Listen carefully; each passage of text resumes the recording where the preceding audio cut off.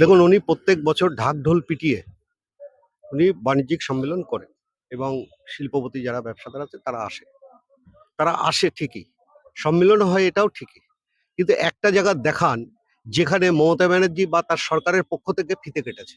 একটা জায়গা দেখান। তা প্রত্যেক বছরই এই নাটক করে, কারণ পশ্চিমবঙ্গে কোনো শিল্পপতি এখানে ব্যবসা করবে না। তার উদাহরণ আছে টাটা, আপনারা জানেন। এই টাটাকে তাড়িয়েছে মমতা বন্দ্যোপাধ্যায়, কারণ বাংলায় শিল্প হোক উনি বা উনার সরকার চায় না। যদি চাইতেন তাহলে জমি জট আগে ছাড়াতেন, এবং এই যে একটা শিল্পপতি জমি নেবে, নিলে আগে এই তৃণমূলের দালালদের যারা পড়ে আছে তাদের আগে টাকা দিতে হবে, ওখানে ইট বালি সিমেন্ট তাদের কাছ থেকে দিতে হবে।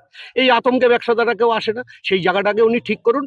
কারণ প্রত্যেক বছর হাজার হাজার টাকা খরচ করে, মানে হাজার হাজার কোটি টাকা খরচ করে উনি শিল্প মেলা বাণিজ্য মেলা করছেন, অথচ কোনো শিল্প কল কারখানাই পশ্চিমবঙ্গে হয় না।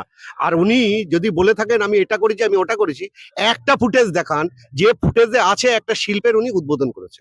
কারণ এটা ওনার নাটক, শিল্পপতিরাও জানে ওনার সম্মান রক্ষার জন্য এখানে আসে।